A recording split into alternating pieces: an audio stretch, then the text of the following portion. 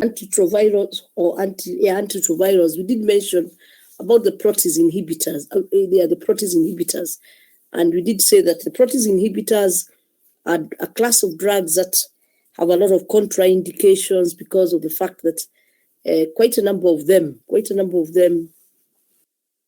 are enzyme inducers. They induce the cytochrome 3A4, and in so doing, they will cause a lot of drug interaction. So I thought it's important for us just to look at some of the drugs for which there is contraindication. So the protease inhibitors exhibit at least 1,000-fold greater affinity for HIV-1 and HIV enzyme than comparable for human proteases. And that, of course, is selective.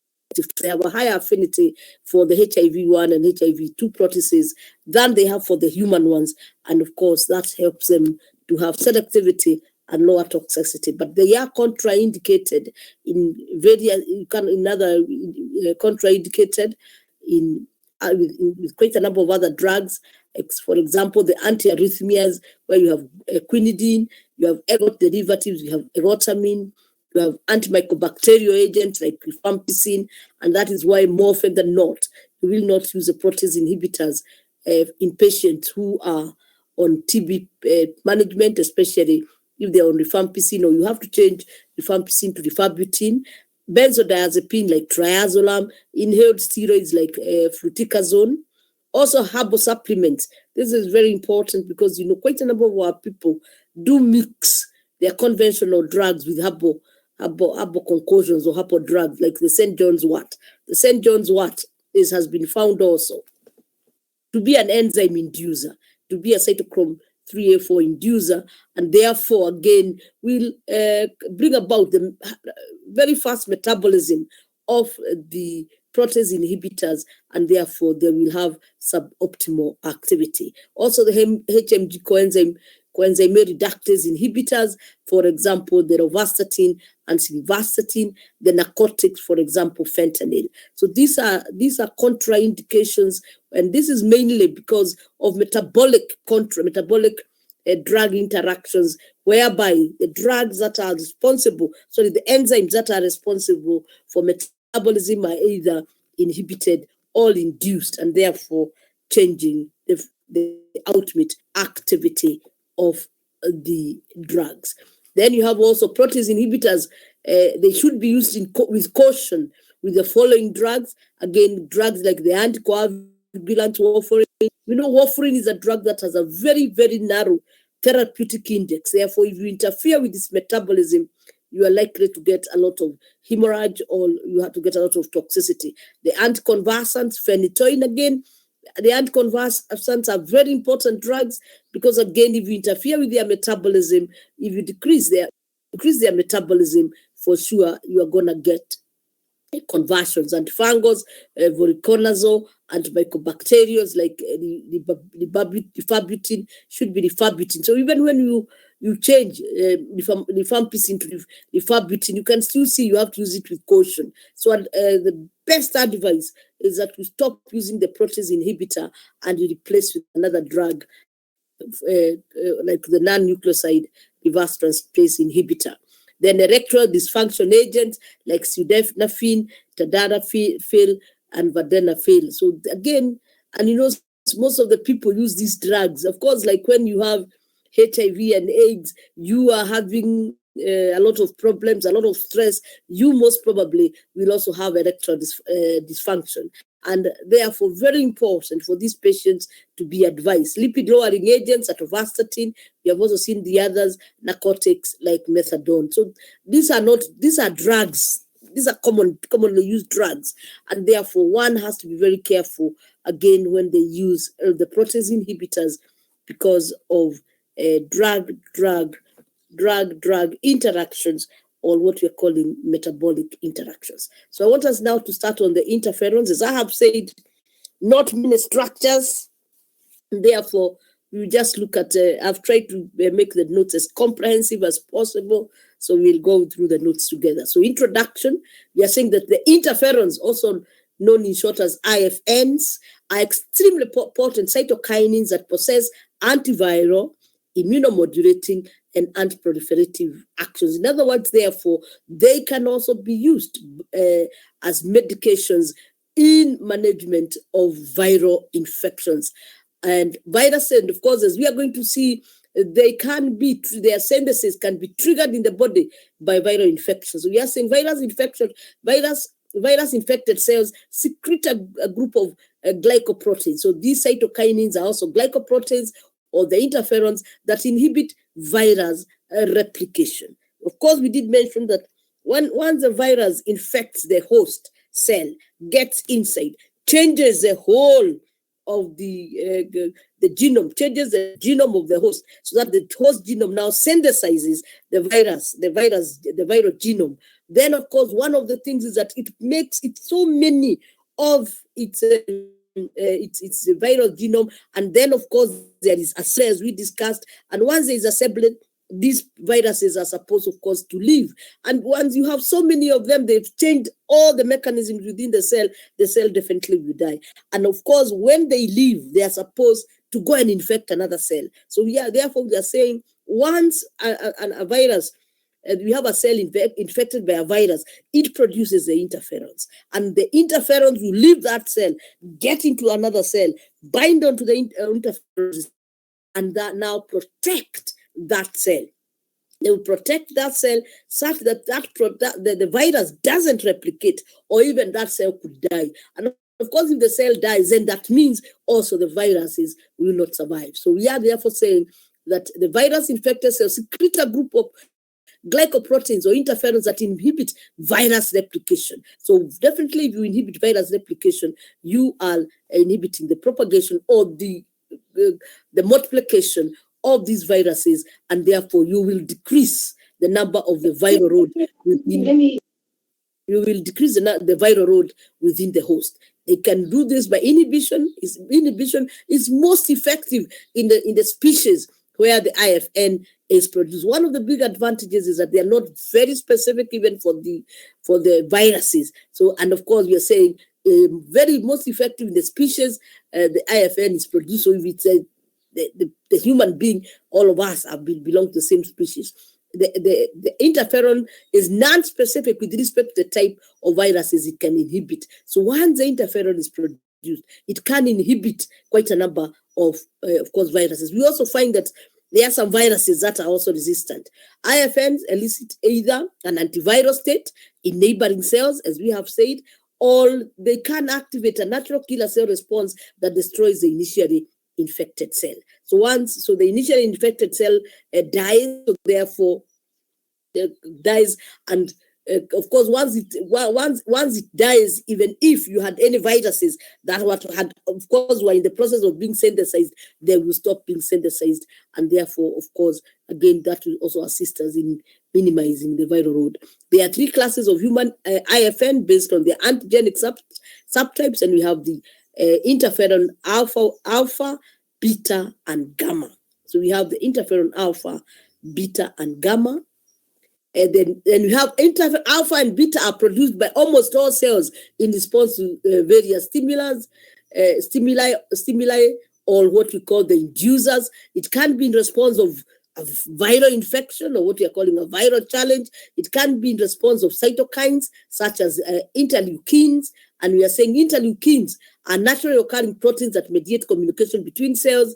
They also mediate things like inflammation and so on. They regulate cell growth, differentiation, and motility. They are particularly important in stimulating immune responses such as inflammation. So those cytokinins, the interleukins 1 and 2, can also trigger the formation. They are also cytokinins, but they can't trigger the formation of these potent interferon cytokinins, or if you have tumor necrosis factor. So in other words, sometimes if you have a cancer, the cancer, of course, will have some of the cells dying. The dying cells will produce a tumor necrosis factor, and that tumor necrosis factor can also trigger the formation of interferons. And of course, interferons have also been found to also assist in management of cancer. Of course, also they have been found to also trigger, or they have also been found to be also carcinogenic.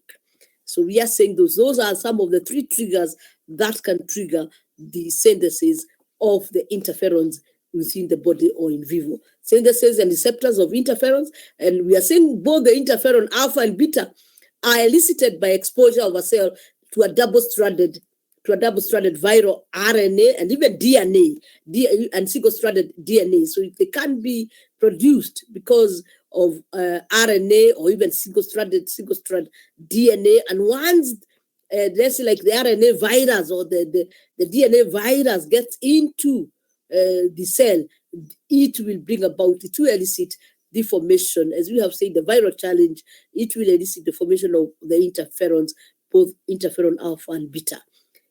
Alpha is produced by the lymphocytes and the macrophages, so the production is a bit specific.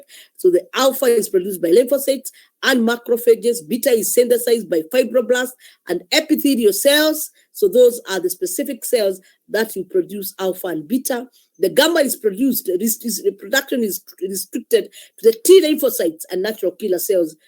And so the T lymphocytes and natural killer cells, when they respond either to antigenic stimuli, to mutagens, or to specific cytokines. So these are the three inducers that again will bring about the formation of the gamma interferons. But the gamma interferons are not very potent in terms of antiviral activity.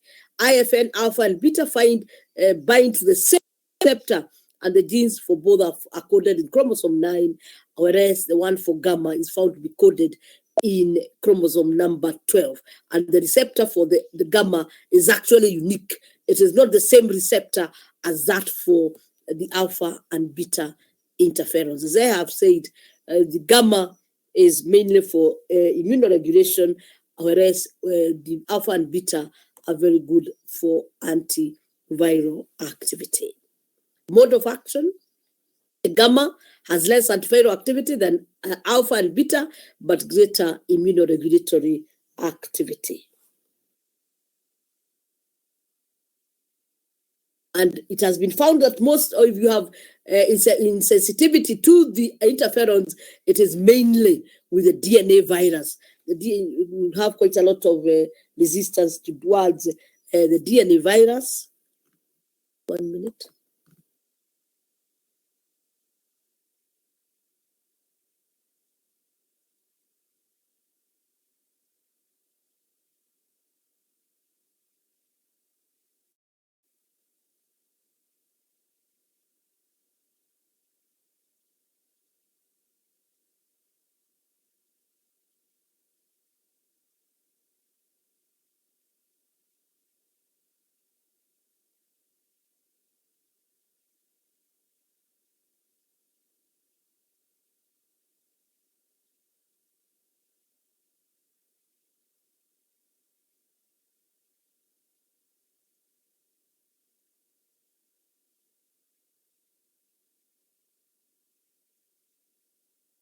So we are saying a number of the DNA viruses could have a lot of resistance towards the interferons.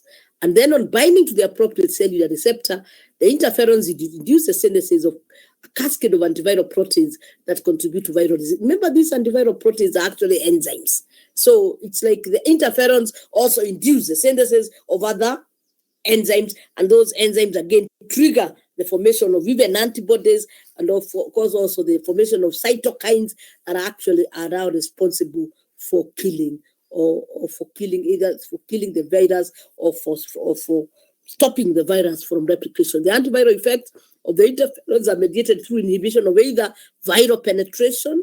Also, we have looked at all this in terms of drugs acting at these different points, and coating, synthesis of the messenger RNA. Remember, the virus requires to synthesize a messenger RNA because the messenger RNA is the one which is used to synthesize proteins. You remember, we do have functional proteins and the regulatory proteins. So you do require the formation of messenger RNA. So if you do not now make the messenger RNA, that means the protein, the virus will be defective because it will not have the necessary enzymes for its activity. It will not have the necessary structural proteins, and therefore it will even be dead even before it is assembled. Translation of viral proteins, again, formation of our viral proteins, and also viral assembly and release. Because remember, it after it forms the genetic material, after it forms the genetic material, and of course the other proteins that we talked about, functional proteins, the enzymes, all of them then are brought together and they are assembled. And of course the coats are put back. And once the coat is put back, then the way we said, it gets to the cell wall, it binds with the sialic acid, and then it gets out. So we are therefore saying that these interferons can also have an influence on assembly. We have talked about that, and release. Once, of course, therefore it does that, that means it will stop. Not only will it stop the replication, it is stopping the entry, it is stopping the encode, it is stopping the whole process, the entire process of the virus, and therefore we'll be able to stop we'll be able to decrease, of course not completely stop, but it will be able to lower the rate at which the viruses are produced, and it will be able to lower the viral load, and therefore it will help the patient in not, of course, having, or the HIV not developing to full-blown HIV and AIDS. With most viruses, the interferons predominantly inhibit protein synthesis.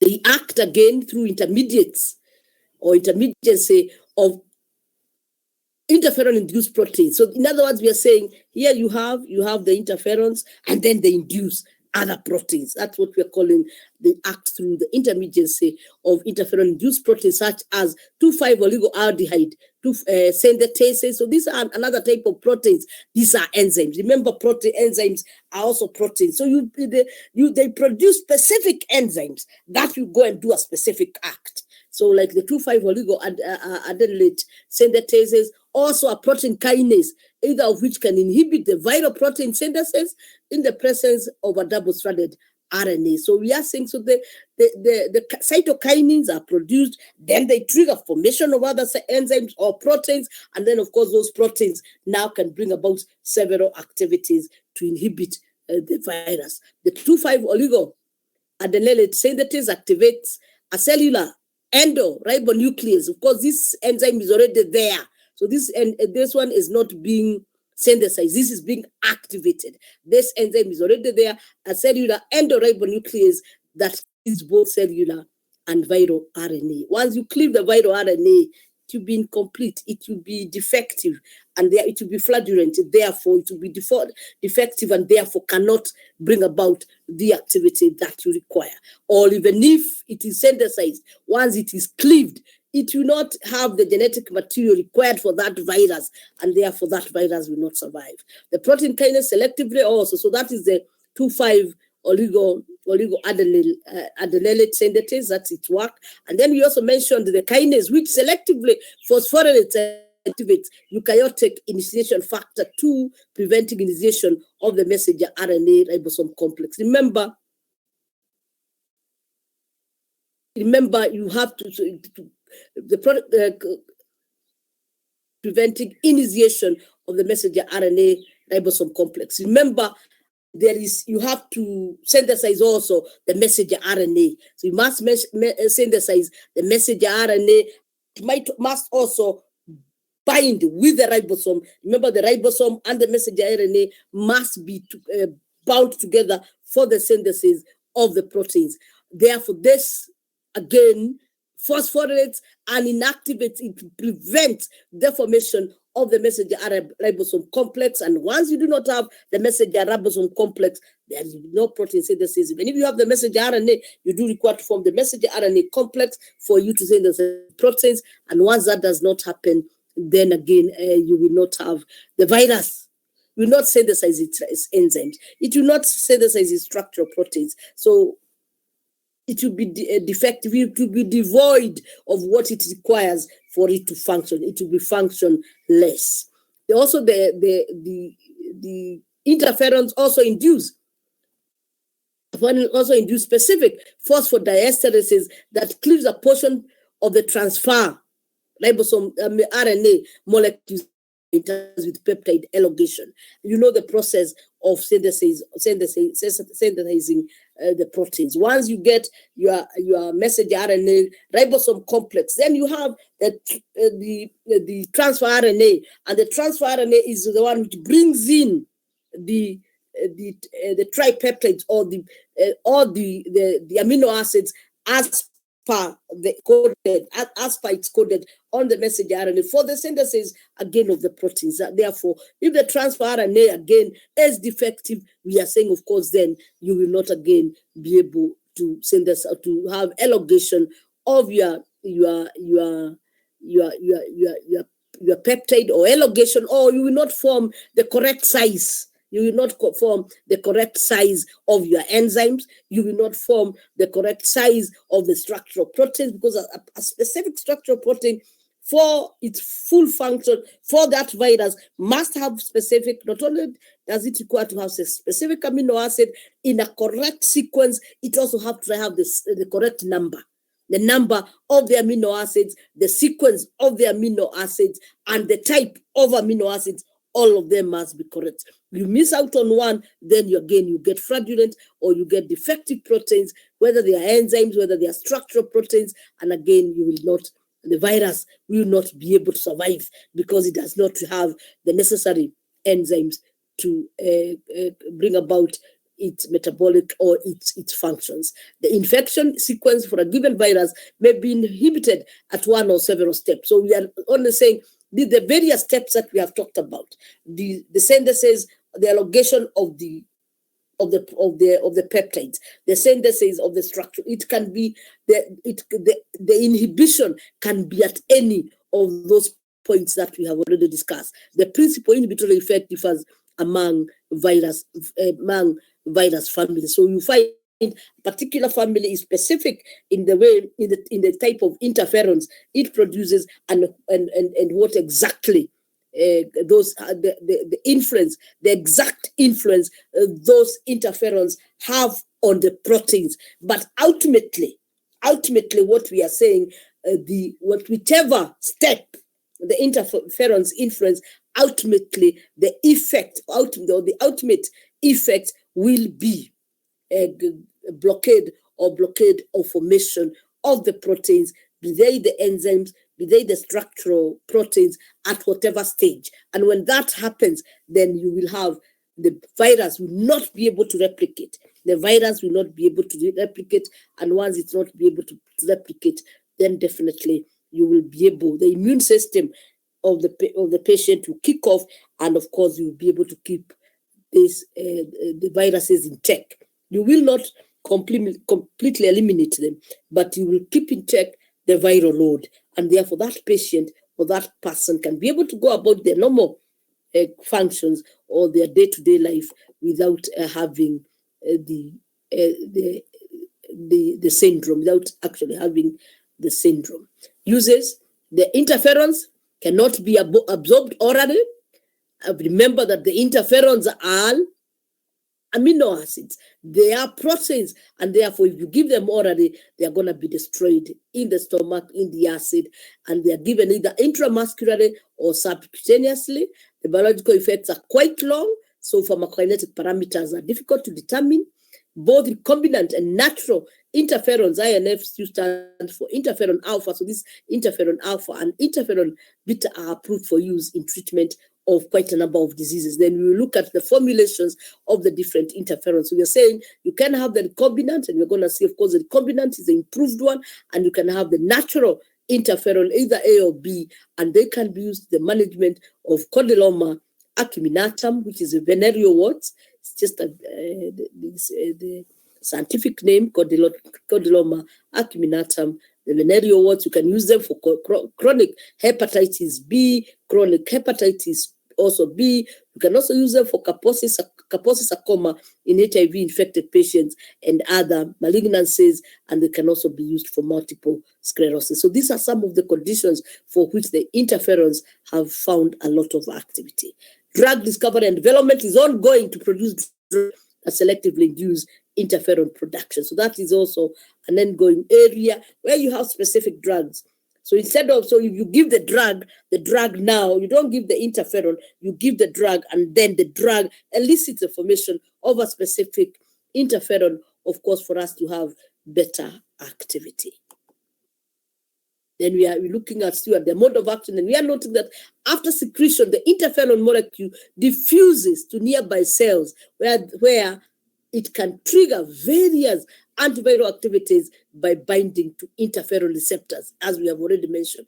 We are only being now very specific. So you have the infected cells, you have the interferon molecules getting out, and once they get out, in the adjacent cell, which has interferon receptors, they bind there, and they will trigger quite a number of activities. If the cell becomes infected, that now the neighboring cell, which has its interferon receptors already bound, that's the cell we are talking about. If the cell becomes infected, the one now already bound by the interferon, then virus replication is blocked, or the infected cells are killed. So the infected cells are killed, and therefore they stop being hosts for these viruses to replicate. And therefore, so viruses replication is blocked, or the infected cells are killed. Not all viruses are equally susceptible to the interferons, like the adenovirus and moxovirus are resistant. The other moxovirus and rhabdovirus are among the most susceptible. So again, as we said, you can have some viruses, and we are going to see how do they become resistant. What do they do so that they can be resistant to this interferon? So we have some which are highly susceptible, but we do also have some which are resistant to the interferon. So we are looking, this is just what we have explained. So you have the virus infected cell, and the virus infected cell releases alpha and beta interferon, and that alpha and beta interferon binds on the interferon receptors. These are the interferon receptors that are very specific.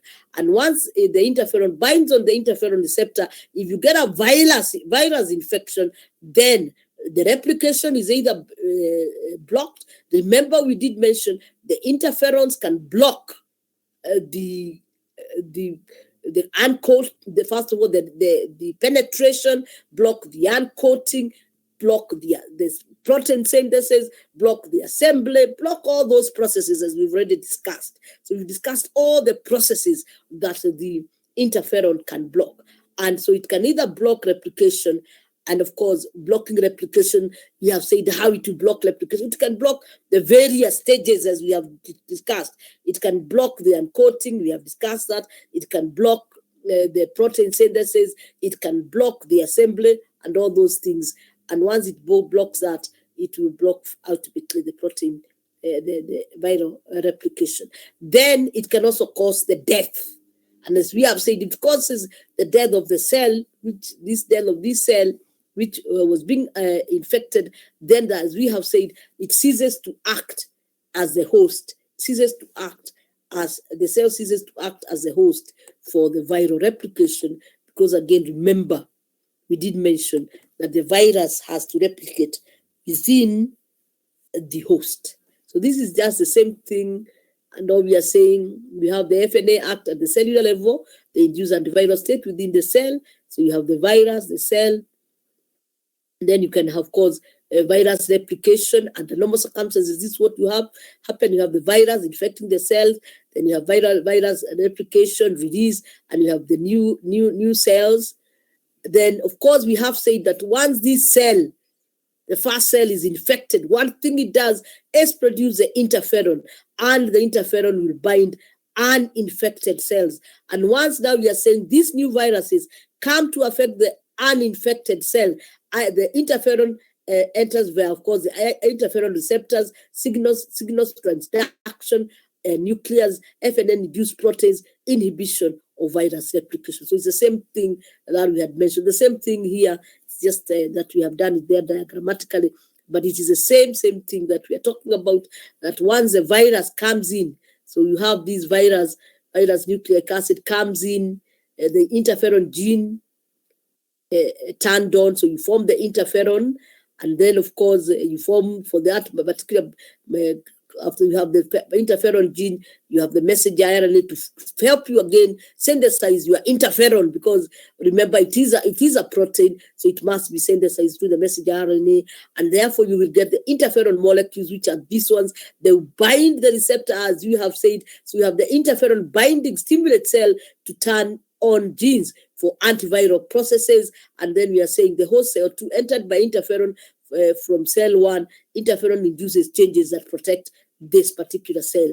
So then, of course, we did mention it will synthesize the particular enzymes that we did talk about, and once those enzymes are produced, they will block either the entry of the virus, as we mentioned, once they can block the uncoating, and ultimately we are saying the antiviral protection block viral replication, as we had already mentioned. So that is just the diagrammatic illustration of the same. When you read your books, you will see you can mention several different types of interferons, and we are going to look at the different formulations. But we do have, there is what we call pegylated interferon. And pegylated interferon, it is interferon which has been bound to polyethylene glycol. So you can have pegylated interferon. You can also have interferon in combination with ribavirin. This is the compound ribavirin. Ribavirin is a drug which is an antiviral. And sometimes you can have that combination therapy, and it is a standard treatment for chronic hepatitis C, chronic hepatitis C. When you have pegylated interferon, as I said, pegylated interferon, you're going to mention it properly. It helps in the stability of that molecule, in the efficacy of that molecule, and then you can combine with ribavirin, ribavirin also being an antiviral, to potentiate that molecule in terms of antiviral activity. The standard therapy has demonstrated an improved sustained viral response rate even in patients infected with hepatitis C genotype 1 and who have a very high viral load. So that combination is used in the management of hepatitis C. Pegylated interferon, usually called PEG interferon, is a chemically modified form of the standard interferon that treats hepatitis C and hepatitis B. And the difference, as I have said, is that it contains polyethylene glycol. It contains a strand of polyethylene glycol and incorporated into that interferon. And as we look at the different types of formulations, we will see what is the role of the polyethylene glycol. Question is, are interferons used to treat HIV? And we can note that interferon alpha is relatively effective in therapy of hepatitis C virus infection and has been used in HIV-1 and hepatitis. And of course, the hepatitis C virus. So it has been used in HIV-1 and hepatitis C virus co-infected individuals. HIV has its own countermeasures to thwart these defenses. It produces a protein known as VPU that neutralizes so in other words, we are saying the interferons do not have a very good activity on the HIV virus because of the fact that it produces its own defense mechanism. But when you have those co-infections, you can give it and you can still get active. So we're saying HIV has its own countermeasures to thwart these defenses. It produces a protein known as VPU that neutralizes T-therin. T-therin is also is an important compound, as we're going to see. HIV-1 viral protein is what we are calling VPU. VPU is HIV-1 viral protein, is renowned for its role in proteasomal degradation of CD4. So this is what so the HIV viral protein U is known for its role in proteasomal degradation of CD4 and enhancement of HIV-1 release from infected cells in a cell type dependent manner. In other words, this is a countermeasure. This is an enzyme or a protein, which is a countermeasure produced by the HIV virus, whereby it will degrade the CD4 and therefore reduce the CD4 count, and it will also enhance the release of the virus in infected cells. And once that happens, of course, then it is interfering with the activity of the of the interferons. We're also saying that tethering is a cell surface protein whose expression is induced by IF and alpha. So this is an important, tethering is an important component within the interferons, or it's an important component within these interferon components or system for the resistance of the host cells against the infection of viruses. So once you see where I have explained this is because we have said it produces a protein known as VPU that neutralizes tethering. If you look at tethering, is important because tethering is a cell surface protein whose expression is induced by interferons, and therefore being a cell surface protein, it must be having some activity. So tethering is a component of the interferon complex, which also helps in the resistance that is acquired by the host cell. So once the tethering is destroyed, once the tethering is destroyed by this VPU, which is produced by the HIV, then the activity of the interferon is interfered with. So we are saying this is something that happens within the HIV virus. We did mention that the different viruses do act differently. Please do remember that. Another HIV protein called VIF also subverts APOB. See, we are going to ApoBec. We are going to see in a minute what ApoBec is. Interferon combats HIV by mediating the action of both of these restriction factors, tethering and ApoBec. So we are saying, therefore, interferon combats HIV by mediating the action. This point is safe and combats.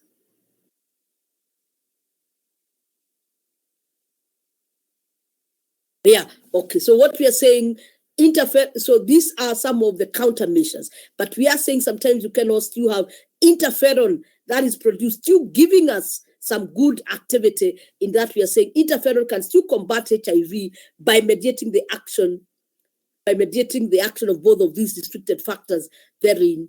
And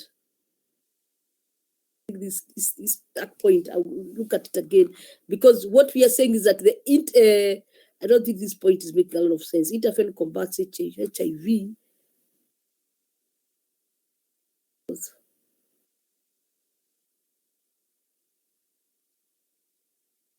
That one, I'll look at it again.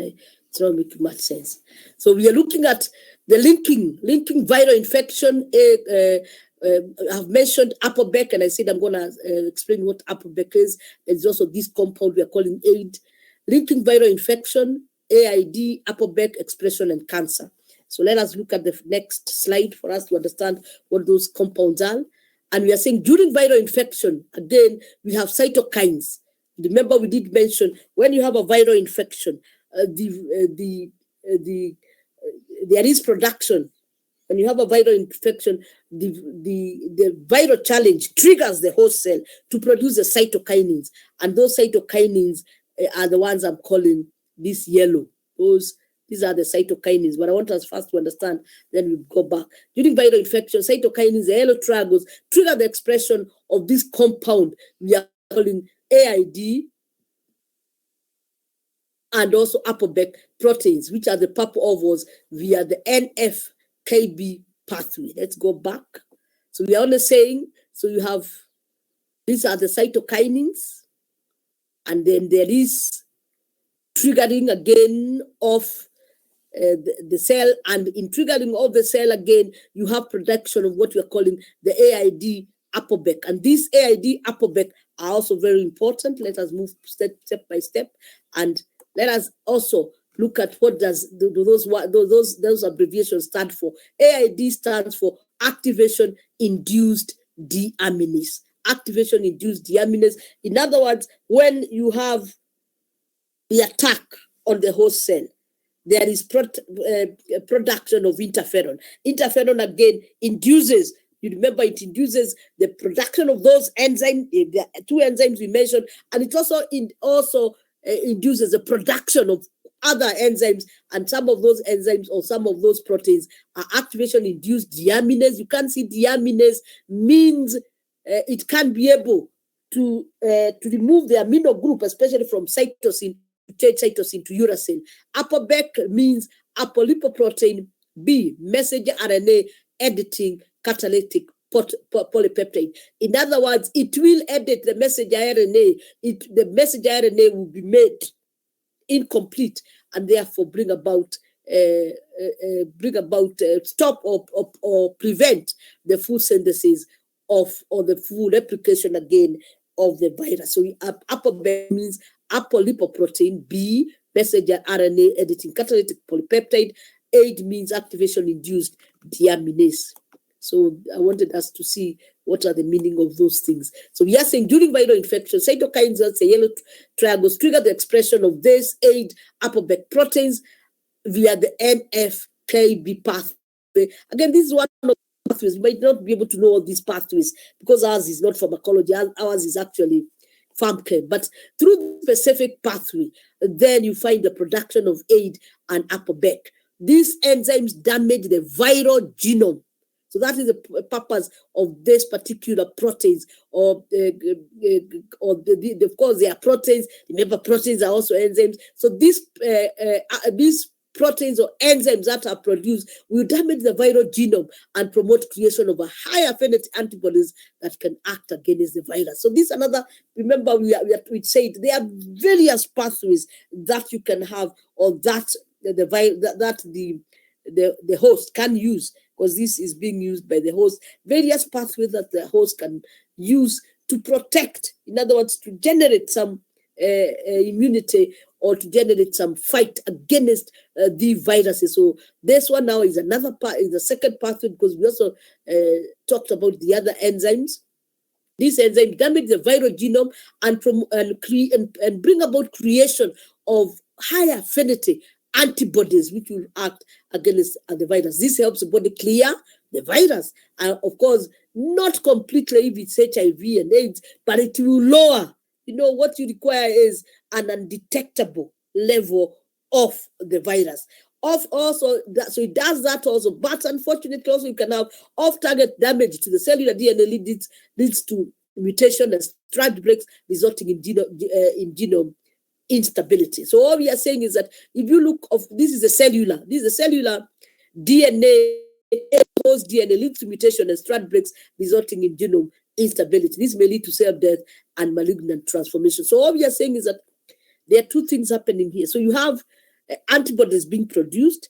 You have also, if the DNA has the DNA has cytosine. The DNA has cytosine. So this cytosine can undergo deamination. They can undergo deamination to form uracil. If you deaminate, you form uracil. Once there is conversion, instead of the new DNA that is being synthesized, or the new proteins and nucleotides that are being synthesized, instead of having cytosine, they have uracil. Then you will have the mispairing. You will have that the strand or the binding. You remember, certain bases are paired. So the pairing will be 40. The DNAs will break, and therefore you will find there will be mutations within that the nucleotides, that the viral nucleotides that are formed. There will be mutations, and finally there will be death. So that's what we are saying. Off-target damage to the cellular DNA leads to mutations, strand breaks resulting in genome instability. This may lead to cell death and malignant also transfer. This can also happen to the host themselves, and that's why we said also some of these processes, some of these interferons can also be carcinogenic, in that since these enzymes or these proteins are not highly selective only for the virus, they can also go to the host, and if they cause mutation within the host, once you get mutations within the host, we did mention that is a trigger for cancer. I hope you can remember what we had said about that earlier. So we are looking, so let us now, with that, we can be able to understand this. So we are looking at, here is a viral infection, and that viral infection gives us the cytokinins that we mentioned. So it triggers the formation of the cytokinins or the interferons, and those cytokinins cause cytokinin signaling via the NF alpha K beta pathway, and in that signaling, you have the formation of the aid, which is the activation induced deaminase, and also the ABOPEC. So they are produced. These are the purple ovals. So once you produce the aid and apotec, it can do one or two things. It can, as we have said, have production of antibodies with very high affinity, and they will bind the virus attacked by antibodies. And also it can cause, as we have said, virus mutations. We have said it will cause virus mutations because the aid will cause deamination of cytosine to uracil. Once you cause deamination of cytosine to uracil, remember, uracil is not so it will interfere. Uracil is not found in DNA. It will interfere with the pairing, with the purine base pairing, purine pyrimidine base pairing. Once it interferes with that, then you'll get mutations and the virus will die. The only other one we are saying off-target effects is that of where we are saying in place of the cytosine within the DNA, you will get uracil. And remember, uracil is not found in the DNA. We find cytosine. Uracil is usually found in the RNA. So when you have uracil in the DNA, then of course there will be mispairing, as we have said. There will be genome instability, and there will be cell death, and you can also have cancer development or progression. And that is one of these. Again, it can be. It might get into it cannot happen. It might not happen to a very, very, very great extent, but it can happen. But do remember, these microorganisms are very good, and they can do repair. They can actually bring about. They can be able sometimes to do repair of the bases that are destroyed. But that is one way in which the interferons can also contribute to being triggers of cancer or being carcinogenic. But it is important for us to understand that we are saying the interferons have a very positive effect in helping the host to resist the viral attack, assisting the host to resist the viral attack. We are saying the AID and the ApoBec, which again are there active, family enzyme, convert cytosine pyrimidines into single-stranded DNA to uracil. And once you convert cytosine to uracil, as we have said, you will interfere with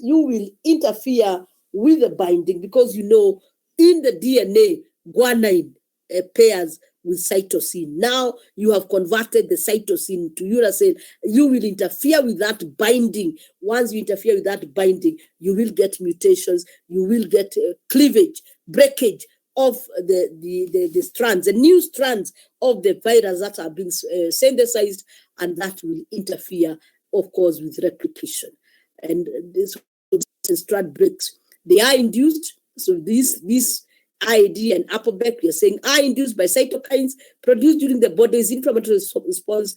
They are induced by cytokines as they produced during the body's inflammatory response to infection, and they help combat infections through diverse mechanisms. This again is just the emphasis. We've already said interferons are, of course, produced when you get an infection, or you get a viral infection, the interleukins and all that we have mentioned. So once you get the interferons, the use of the interferon, do the different mechanisms that we have suggested, they help to combat infections through the very diverse mechanisms that we have mentioned. So again, we are saying the interferon is produced, it triggers the formation of other enzymes, and now the enzymes, those other secondary enzymes, are the ones that are bringing about the resistance of the host cells towards the viruses. Also, we have said this AID is also essential for the maturation of antibodies. Remember, we have said that once you produce this second level of the enzymes, of the proteins, you also synthesize highly, or you synthesize antibodies with high binding affinity, and they will bind on the viruses and again, of course, destroy the viruses. These are some of the members. We have several of the Applebeck and Applebeck family members. You can have Applebeck 1, Applebeck 2, Applebeck 3, and then within the Applebeck 3, you have also sub-families like Applebeck 3A, 3B, 3C. This is just listing some of these. That's why we are calling them family enzymes, because they are a number of, we call them Applebeck, but they could be differing very slightly. Remember, like 3A or 3B, they could be differing either in the sequence of the amino acid or in one type of amino acid. That makes the difference. So that is indeed how these interferons work. And we have mentioned that they can be able, we had mentioned they can be able to generate various enzymes. Remember, we mentioned also these two enzymes, the oligoadenylate synthetase, also the protein kinase, and now we have also mentioned they can also synthesize the Applebeck and the AID, and all they are helping is to kill, or not, either to eliminate the virus or to stop its replication. And once that happens, they make the host cells more resistant to the virus. And once this host cell is more resistant to the virus, then that means you will prevent the full-blown AIDS or the development of the full-blown AIDS, and the patient will be able, at least, of course they do have the virus, but they are in control, or the titers of the virus are quite low. Looked at that. Even this, we've already looked at the same thing. They can be both single-stranded DNA or also an RNA, as we had mentioned. So let us now mention what are the viral countermeasures against interferons. So what are the viral countermeasures against interferons? Because again, remember, the viruses, they are living organisms. They will always try to develop some mechanisms so that they resist their destruction by, whether it is drugs or even these interferons, which are actually also given as drugs. Certain viruses can block the production or activity of selected interferons-inducible proteins and thus counter the IFN effect. Remember, inducible proteins, we said they induce, the IFNs induce the formation of other proteins and thus counter the IFN effect. Many viruses produce proteins or enzymes that inhibit the production of the IFNs. So if you don't produce the IFNs, then of course, again, so the virus will be resistant, and also they can block the activity of the IFNs. We've already seen how the HIV was producing its own proteins, the VPU. It was producing its own proteins, which would counter the effect of the interferons, and therefore make the HIV not susceptible to the interferons. So we have the production of IFNs, activity of also the IFN. Like, for example, the influenza A and hepatitis B viruses block pathways involved in IFN production. So the hepatitis C, we did mention that the interferon alpha is important in management of the hepatitis C, especially chronic. But we are saying the virus can be resistant to the interferons by blocking the production of the interferon. So that was the first one. The poliovirus prevents the synthesis of IFNs as a result of general inhibition of cell gene expression. So even this one will inhibit again the production of the IFNs. And once that happens, then we are saying the virus will multiply, will undergo replication, because we are saying the interferons indeed will not be produced. Presence of HIV particles in blood alters the expression of a number of molecules on the surface of the natural killer natural killer cells. So the fact that you have the HIV particles in blood alters the expression of a number of molecules on the surface of the natural killer cells. This reduces the efficacy of natural killer cells activities, such as the ability to kill viruses, infected cells, secretion. So this is, you remember, the gamma interferon is the one which was more involved in the natural killer cells. So this is mainly for the gamma interferon, so to also stop the secretion of the gamma interferon. So this again is a different mechanism of action of HIV virus in being more stable.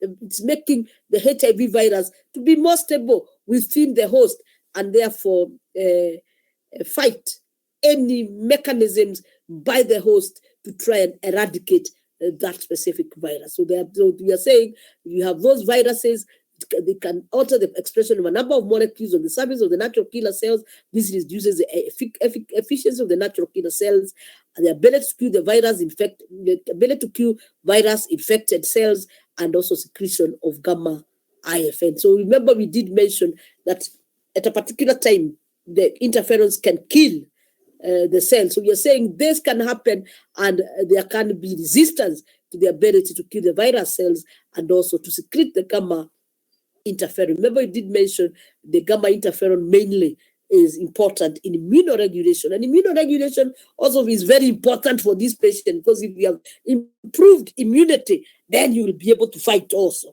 You'll be able to fight the small load of the viruses that you have. But if your immunity is again interfered with, then you have very weak immunity. And that's why the patients, almost all of us, when you get a viral infection, you are asked to be able to take to get supplements, to eat well, so that you can boost your immunity, so that your body can naturally fight the viruses. So those are some of the countermeasures whereby there is a failure for production of the interferons, of also blocking the activity of the interferons. They have been produced, but the activity has been blocked, and once it has been blocked, for sure, there will be no activity.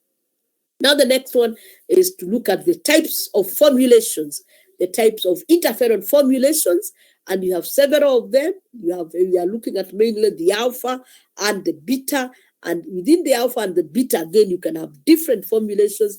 You can have the 1 alpha, 2 alpha, and so on. So we look at the various formulations of the interferons, and we are saying interferon alpha is used clinically in a recombinant form called interferon alpha. Interferon alpha also, and so recombinant form called interferon alpha. The first formulation we're looking at is interferon alpha 2A recombinant. And we are saying we have done a bit of this, I believe, but we are mentioning that in genetics, recombinant describes DNA protein cells or organisms that are made by combining genetic material from two different sources. So in genetics, that is the recombinant. So we are using alpha 2A recombinant. Normally we use Escherichia coli. So of course you take the gene which is responsible for synthesizing the interferon, and then of course you put it in the Escherichia coli, and then the Escherichia coli in its own manner, using genetic engineering, it's able now to produce for you the interferon. So that's why we're saying where you are combining genetic materials from two different sources. Interferon alpha 2A recombinant is produced from genetically engineered Escherichia coli and contains about 165 amino acid residues. And again, I said, let me mention what genetic engineering is also called genetic modification. It's a process that uses laboratory-based technologies to alter the DNA makeup of an organism. So we are trying to alter the DNA mechanism you alter the DNA mechanism within the laboratory. You alter the DNA mechanism of the Escherichia coli, and it is able to produce for you the interferon that you want, and it will be of very high purity, it will be of good composition and highly effective.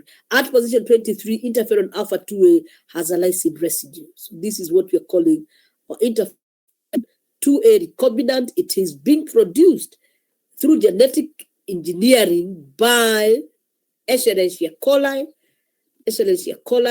and we are saying at position 23, the interferon alpha 2A has a lysine residue. That's important because when we look at another formulation and you see the others which at that position have different amino acid, like one of them has an arginine. So that again is important, that at position 23, the 2A has a lysine residue. As we had said earlier, it's important to note that these are amino acids, and that's why we said you can only give them subcutaneously or by IM. The pharmaceutical product contains a single interferon subtype because it is specifically alpha. It is not beta, it is alpha. It is it's a particular subtype. Interferon alpha 2A is used in the treatment of hairy cell leukemia and acquired immunodeficiency syndrome, AIDS-related Kaposi's sarcoma. So you see, we are not treating the actual disease because we have said the disease, the HIV virus sometimes does develop quite a number of mechanisms to fight, but we are actually treating the related Kaposi's sarcoma, which of course is related to the HIV and AIDS. Of course, that it is able to take care of that disease. It is absorbed well after intramuscular or intravenous administration and has a half-life of 5 to 7 hours when administered by the intramuscular route. The solution should be stored, should be refrigerated. This is 2 to 8. 36 Fahrenheit to 46 Fahrenheit is about 2 to 8 degrees centigrade and should not be frozen or shaken. So again, that is quite important. So that is interferon alpha, the recombinant. It is being produced through a genetic engineering by Escherichia coli, having 165 amino acids at position number 23, as we have said, having lysine. Then we have another formulation, which is the PEG interferon, which of course we have already mentioned. When we talk about the PEG, we are talking about propylene glycol, and this is a PEG interferon, again, alpha 2A. So alpha 2A is recombinant.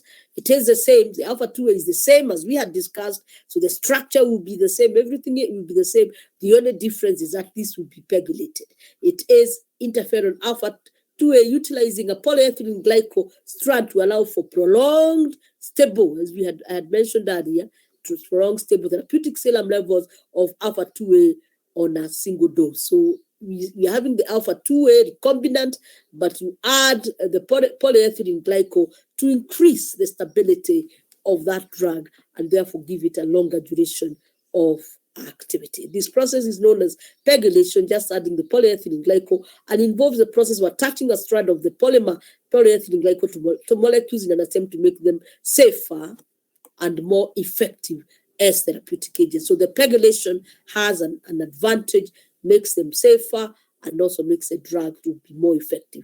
The physical chemical changes in the drug is that you increase the systemic retention. And in other words, you are increasing the systemic retention. It means you are giving it a longer duration of activity, and also you are having higher concentrations, lower metabolism, lower excretion, and so on, lower elimination, and therefore you have higher concentrations.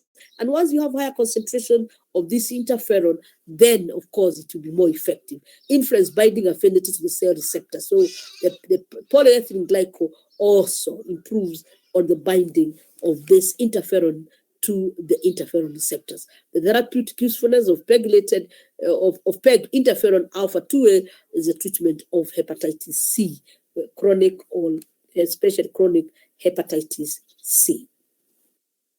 That is the second formulation. Again, the difference between this and the 2A recombinant, as I have said, we had mentioned, is only the PEGylation.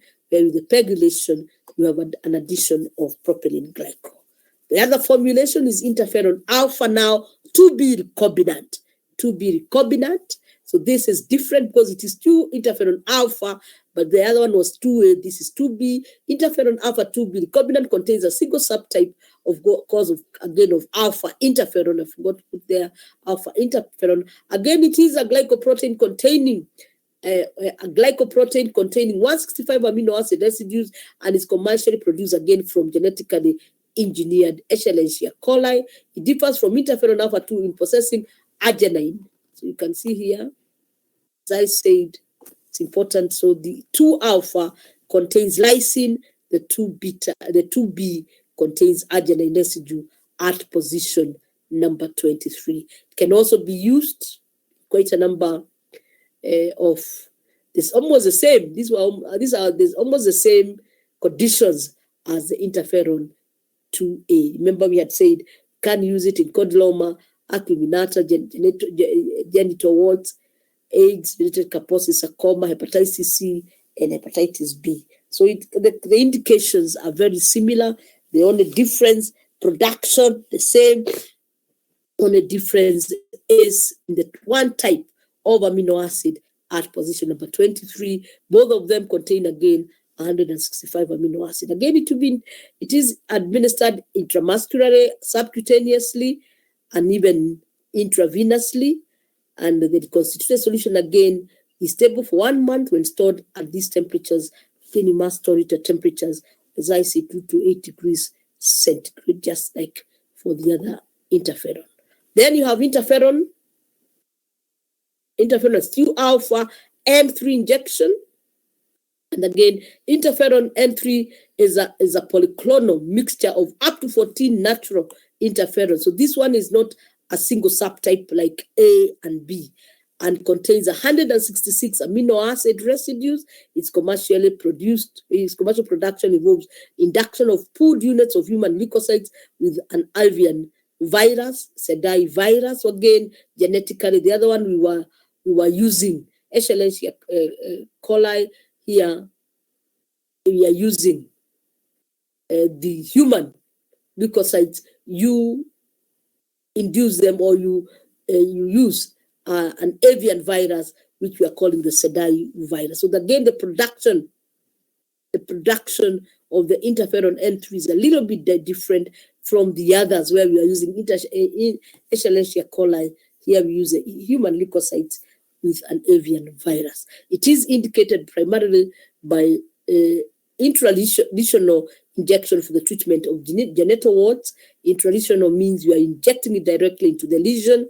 Remember, when you have genital warts, you could have lesions, so you put it directly. That means you minimize toxicity and so on. The solution, again, should be stored within the same temperature. So again, that particular interferon, again, produced differently, different composition.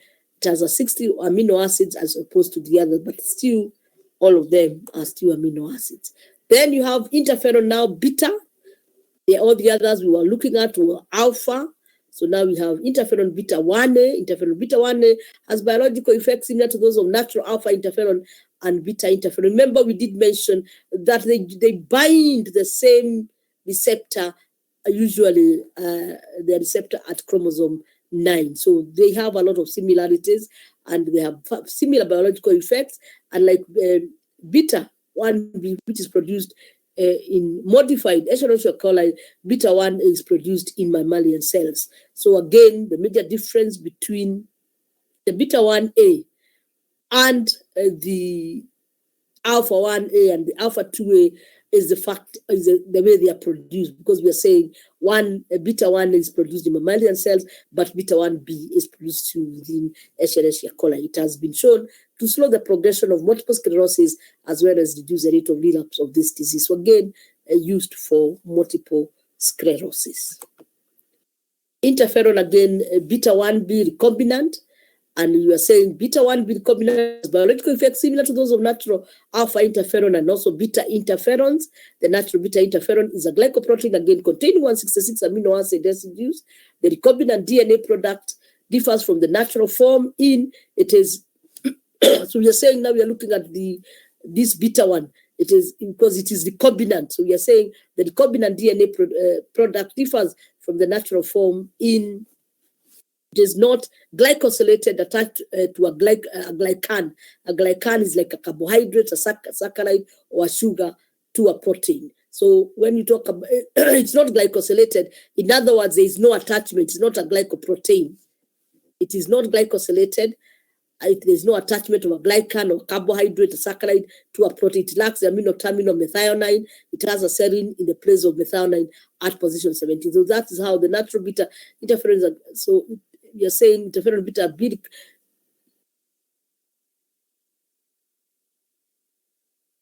So this recombinant differs. You see, there is the natural beta interferon that is produced in the body naturally. But of course, this is recombinant. This is a recombinant, and we are saying that the recombinant differs in these three ways. These three ways. It is not glycosylated like the naturally occurring. It is not glycosylated. It lacks the amino terminal methionine. It has a serine in place of methionine at position number 70. So those are the differences between the recombinant and the naturally occurring interferon, but it is used for a wide variety of indications. It can be given intravenous, intramuscular, subcutaneous, intrathecal through the spinal, and also intraditional, that is directly into the lesion. So that's another interferon. You can see we are calling it interferon beta 1b recombinant. So it is also produced through genetic engineering.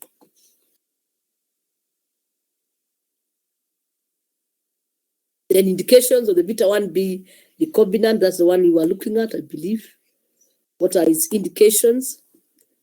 Its primary indication is for the prevention of exacerbations in patients suffering from relapsing or remitting multiple sclerosis. So almost all of them are used in multiple sclerosis, but you can see this one has even better use in patients who have worse or one which is relapsing. So you can use the interferon beta 1b. The treatment of malignant glioma, which is when glioma is where you have lesions in the brain, or lesions that are primarily starting from the brain, primarily brain tumors, meaning they originate in the brain. So you can use it in treatment of malignant, that is cancerous glioma, malignant melanoma, that is of course skin type cancer. Serious type of skin cancer develops in the cells or in the melanocytes that produce melanin. So you can see this one at least has brought in some new conditions where you can use it.